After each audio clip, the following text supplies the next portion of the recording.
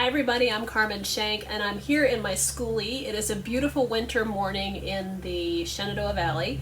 It is about 45 degrees outside and in here it's almost too warm, so I want to give you just a quick walk through. Actually, this is not going to be that quick. It's more of a detailed walkthrough of our Skoolie kitchen so that you can get a feel of some of the things that we did and you can make your own choices accordingly. So I'll start with the fridge. This is a school bus, a shuttle bus, and so we put a fridge in, and this is a really sweet one. This is the Daewoo, Daewoo retro fridge. It's very sweet. It works very nicely. There's a butter keeper, and it does have a it does have a freezer big enough to put a little the little expensive ice creams in. They will fit. I think if I had this to do over again, because this is a bus and it is intended to move and to be on the road quite a bit, I would probably buy a cooler that fit in there so that when we're plugged in, the fridge is what we're using, and when we're not plugged in, that we have an alternative that still kind of is using the same space, because the second we unplug the umbilical cord and move down the road, it's not keeping food cold anymore. And so I know that a lot of tiny house people are actually fine with that, and their fridge is just unplugged, and sometimes it's defrosting onto the floor while they're traveling down the road, and that's okay. I don't have anything against that if that's what works for you, but in this situation, if we had it to do over again, I think I would just add a cooler and keep it in there, and both, so it wouldn't really matter if we were on grid or off grid. Another option is to, add solar that can cover the amount of power that this draws, and we've got all the real estate on top for that to work too, so that's another option. Alright, I want to show you this Skoolie oven that I have fallen in love with. We bought this for the Skoolie, and it turns out I liked it so much that when we sell the Skoolie, I'm keeping it. This is the Breville Smart Oven Air with convection, and Williams & Sonoma, it's $3.99, so that kind of gives you a feel for how much it costs. It's still less than a range, but it's big enough for a pie or a chicken or a small turkey. I mean, it's actually big enough for pizza. It's got a good bit of space, but you're still using the footprint of basically a toaster oven.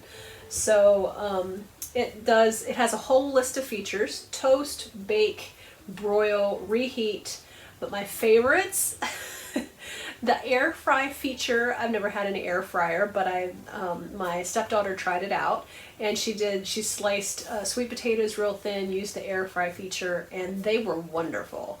So that, I think, is a really nice perk. It's getting the oven with a couple of other really wonderful features, which I think is kind of fun. The slow cooker feature I wouldn't use in a tiny house, just because releasing moisture into the air for a long time in a tiny house is a bad idea, because in our first tiny house, I would simmer stuff on the stove because that's what I like to do in the winter, but we ended up with this huge mold issue, and I lost my coats and my shoes because they were moldy, and I'm allergic, so it was really bad. But you live and learn. So I would not use the slow cook feature of the oven in a tiny house, but that's just me. Okay, if you've got really fantastic ventilation, or you're doing in the middle of the summer when you've got all the windows open, that's a different thing. Okay, so it also has a proof feature, which I think is interesting if you bake a lot of bread. You might enjoy that. My personal favorite feature is the dehydrate feature, and that means you can make yogurt in your oven. So you would bring your milk to about 180 degrees, if memory serves, till it's steaming, and then you let it cool to 115, add the yogurt culture, put it in the little jars, put it in here, put it on for 8 hours, put it on for 8 hours, and set it to 115 for 8 hours. When it goes off, take them all out, put them in the fridge, and when they're cold, they're really wonderful, real yogurt. I'm not talking about grocery store yogurt, which is basically candy because there's a crazy insane amount of sugar in it, but I'm talking about actual real yogurt. So, and it would be more, the longer you leave it, the more flavorful and thick it will become. So it becomes more and more like Greek yogurt the longer you do it. So we do it using like the little pint size canning jars and just fill it full. And I think we did about a gallon worth of milk will work in here. Now when we had our restaurant, we used the Excalibur dehydrator, and I think we did about 2 gallons at a time, and that filled the thing. This I like better because you don't have another piece of equipment on the counter, and that's what I really love. So unfortunately I found out that I have a food allergy to dairy, so I can no longer do this, but I really love it that that's something that we can do because fresh, real yogurt is amazing. Okay, so that is a really ideal Skoolie oven. We have a cutting board made by a friend, kind of basic cookware.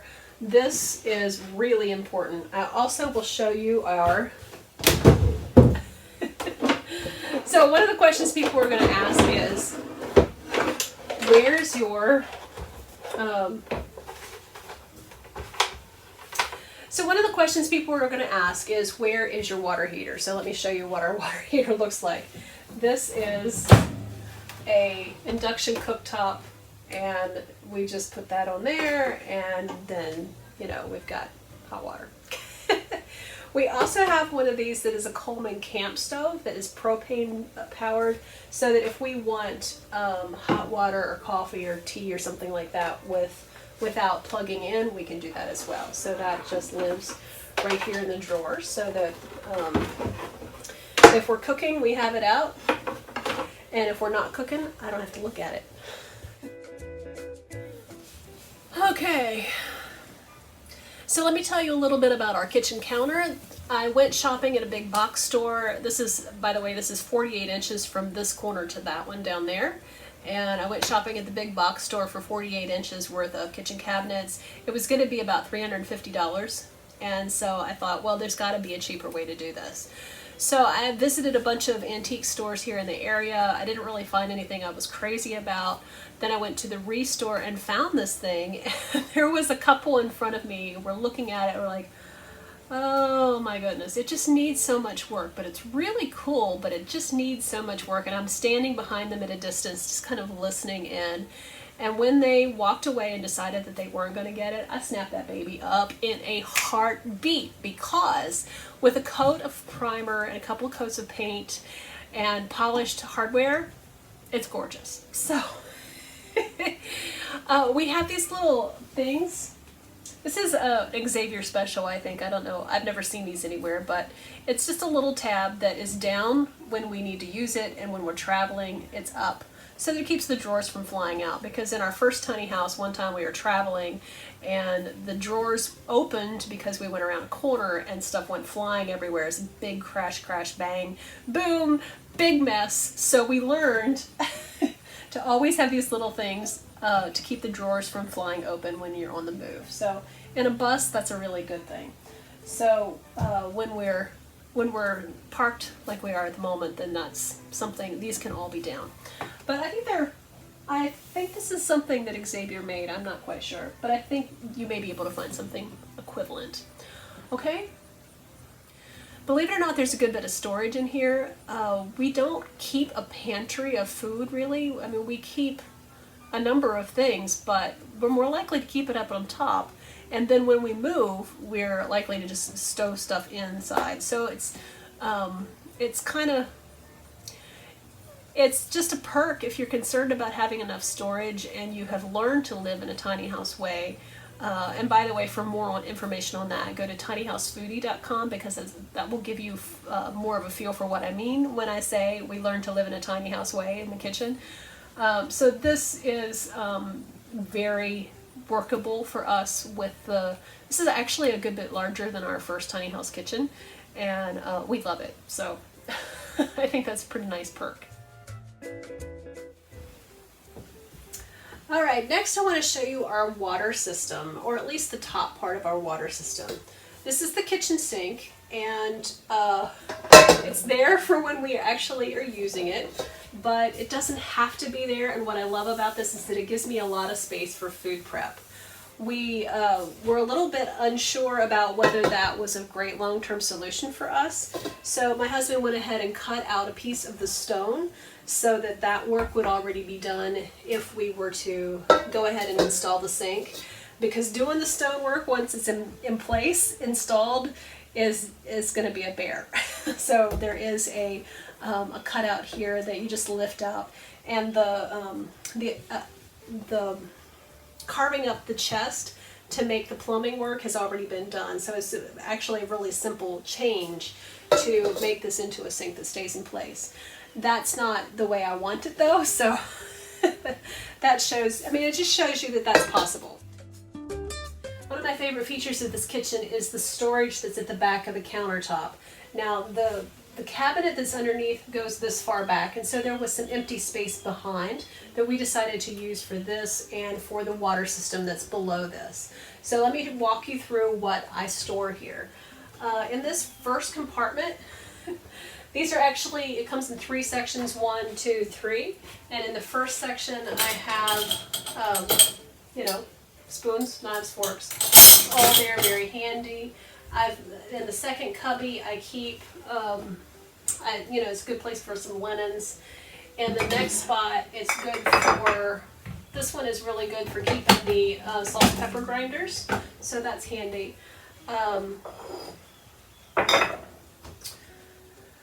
This section has a little, by the way, here are 2 tiny house bowls, 2 tiny house plates, my favorite glass, his favorite wine glass, and then this one, let me see if I can get it out of there and show you what it looks like.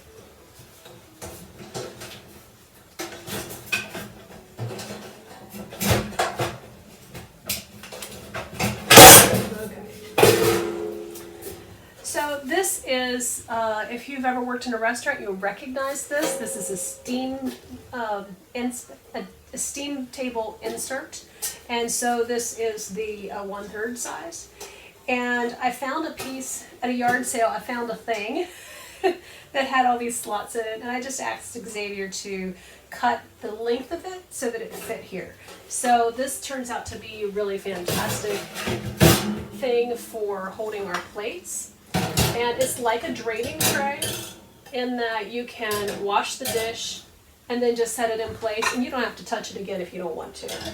And they store handily right there. Now the beauty of this is that you don't ever have to actually take them out of that spot. They're just always there ready to be used. So they can get a little bit loud and rattly when you're actually moving. So what I learned to do was just take them out, put a washcloth in between, and that'll keep them from rattling when they go down the road. So it's so that's pretty simple to do, and then you'll get a little bit of noise, but it won't be like it won't make it sound like it's about to explode or anything. So so that's handy. And then this one is open. Let me put some of this stuff back. Okay, and then this one is open. So in there I have Xavier's coffee. It's good to keep some good olive oil handy. We've got a cutting board, and then we've got a bunch of spices in there. So I think that's pretty handy. We've got the little measuring cup. We use this with rice because this is the exact amount of rice that's perfect for 2 people and a dog. And so we just keep this little cup. It's not really a measuring cup, but we use it as a measuring cup. So that goes there. So again, this is a steam table insert, and we put it in there. And as it happens, I mean, they're designed this way. This one fits these 3 little plastic inserts just right. So we can put,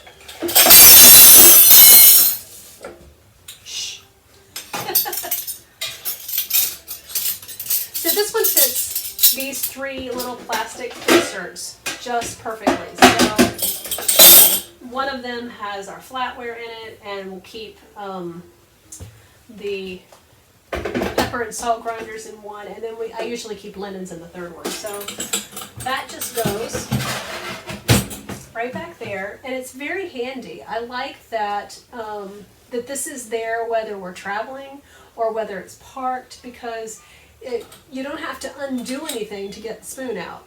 It's always right there handy. So I really like how that turned out. Now, there is a piano hinge right along the back. Let me see if I can figure out how to show this to you without taking it completely apart. Oh, well, we may have to take it completely apart. Okay.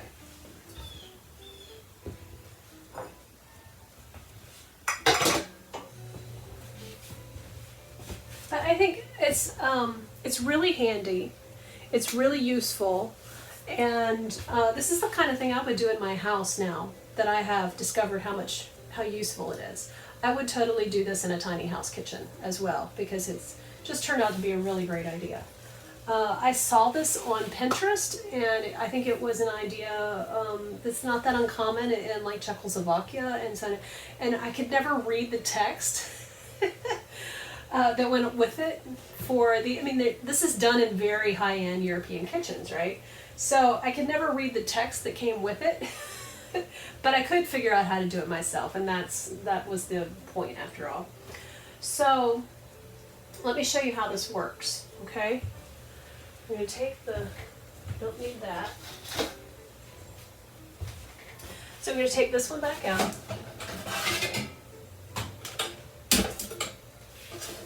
And set it here.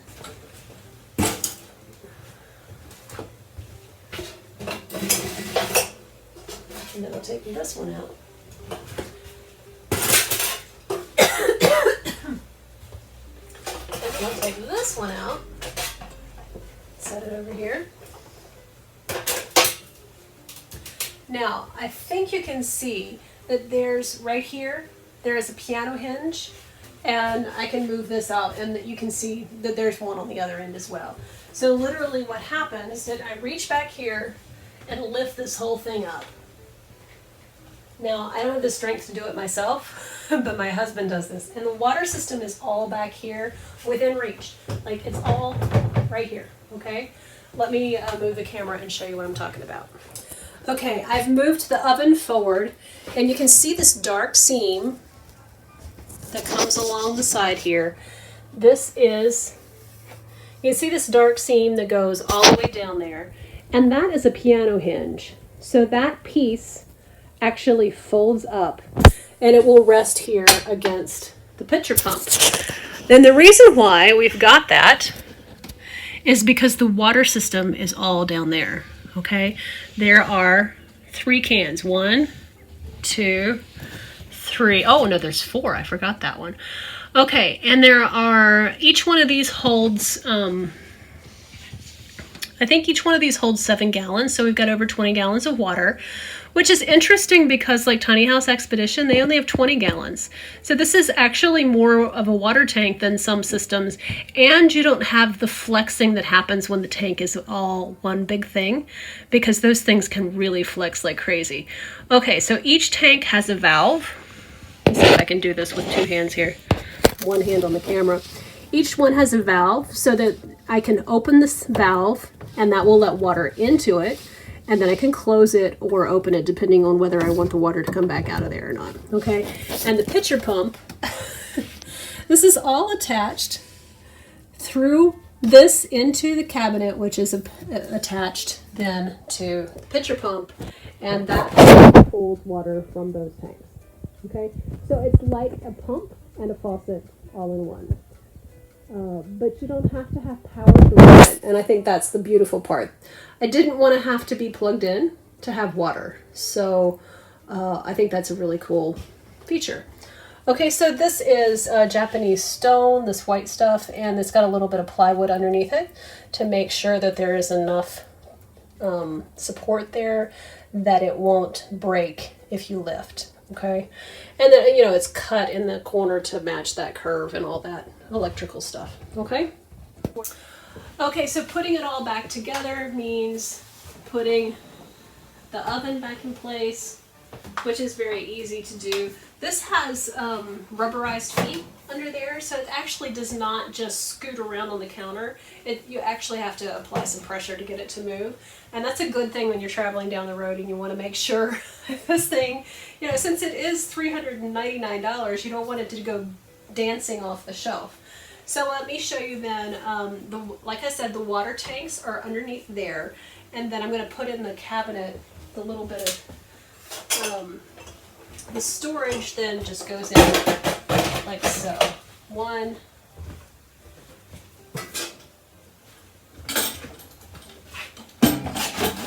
2,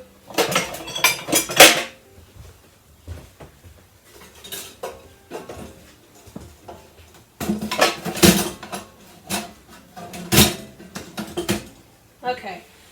All of that is very safe to travel that way. I wouldn't leave a glass in there unless it's down inside, you know, in a place where you know that it can't jump out. So we do put cloth in between the plates so they don't rattle so loud. We've never had anything break going down the road. It just tends to be a little bit loud.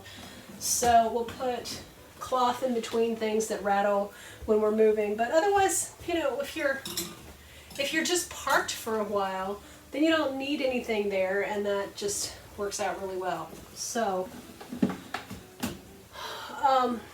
I like this so much that I think we'll probably take this. We've been trying to sell the bus, but it ends up being more money than most people can afford. So I think we're just going to take this and put it in a building that we have here on the property, and it will become an off-grid kitchen in that space, because that's an off-grid space as well. So yeah, I mean, you know, who knows? We'll see how it goes. So in this kind of kitchen, what really works well is a kitchen capsule. It's just a framework to work from so that you know that you have the bases covered, so that when you're going on a trip, you just go through the kitchen capsule, make sure you have everything on the list, and that way you know that you can cook anything you want to when you're on your trip. Also, it works really great for a dorm kitchen or any kind of micro living situation, and it's a good framework and basis for a tiny house kitchen as well. Then you can add to it whatever you have space for and that you really love. So you can find that on my website, tinyhousefoodie.com. It's all there. It's for free. You don't have to pay anything to get this information. You just go there and click on the parts of the kitchen that you're curious about. Like, for example, there's an article on the 3 knives you need. The 3 knives. There are only 3, and this is from a retired chef. Yes, I'm serious. There are only 3 knives you need. There are 3 items of cookware that you need. I mean, it's so basic and so liberating, because you know that when you put together your kitchen capsule that you can cook pretty much anything you want to cook, whether you're on grid or off. So I think that's really helpful information, and it's there on my website, tinyhousefoodie.com. Okay, so this has been a tour of my tiny Skoolie kitchen, and this is our second tiny house situation. Is that right? Let's see, our first tiny house was 125 square feet, and the kitchen was much smaller than this one. Much smaller. And so there were some things about that. I really did finally learn how to cook in that kitchen. It took some doing, but I really did finally learn. And then the things that I've learned from that scenario, you can find a lot of those really helpful information at tinyhousefoodie.com. And yeah, if you love cooking and you still want a Skoolie life or a bus life or van life or tiny house living, you know what? You really can still cook great food in a tiny house. It is entirely possible. And these days turns out I have some weird food allergies, so it's more important to me than ever to be cooking my own food. So a kitchen like this does work, and I think you'll find it really helpful to visit tinyhousefoodie.com for all of those helpful resources that I've created for you. So this has been a tour of my Skoolie kitchen. I hope you enjoyed it as much as we do. Over and over again at Tiny House Festival, people will walk in and go, oh! And that has been so gratifying, because yeah, it's kind of cool. And remember, you can go tiny, embrace simplicity, and still eat really well. Thanks for watching. I really appreciate it.